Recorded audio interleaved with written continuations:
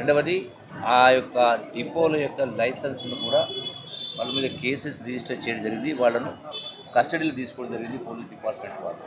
So దీనిపైన టోటల్గా enquiry చేసి నిత్యం కూడా నేను చెప్పడం జరిగింది, నిత్యం కూడా వీటిని పరిశీలన చేసే కార్యక్రమం, నిత్యం కూడా ఎంక్వైరీ చేసే కార్యం జరుగుతూ ఉంటారు, కేసు చేసే కార్యం జరుగుతూ ఉంటారు.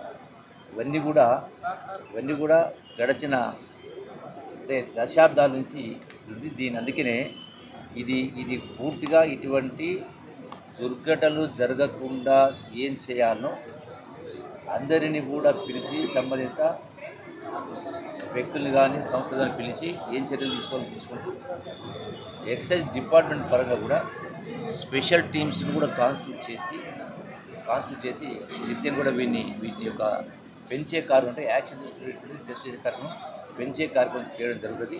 సో ఇటువంటి జరగకుండా ప్రభుత్వ పరంగా అన్ని చర్యలు తీసుకునే కార్యక్రమం జరుగుతుంది.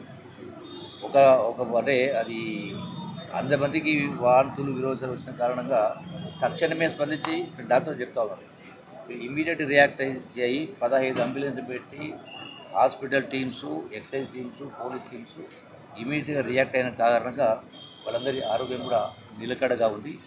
సో వాళ్ళందరూ కూడా బహుశా నాకు తెలిసి డాక్టర్స్ ఇచ్చిన రిపోర్ట్ ప్రకారం ఈరోజు సాయంకాలంకు రేపటికో డిశ్చార్జ్ చేసే పరిస్థితి చూస్తాం. సార్ కళ్ళు తీసుకొని ఎవరైనా చనిపోయారా? Will take all necessary steps to take action against the concerned persons who has done this mischief. జరగకుండా చేసే కార్యక్రమం తీసుకొని చనిపోయారు అని చెప్తున్నారు. ఇప్పటి వరకు చనిపోయినటువంటి రిపోర్టు రాలేదు. ఇప్పుడు ఇక్కడ ఉన్న వాళ్ళందరూ 15 నేనే చూపిస్తాను. అంటే గాంధీ హాస్పిటల్లో ట్రీట్మెంట్ పొందుతూ చనిపోయారు.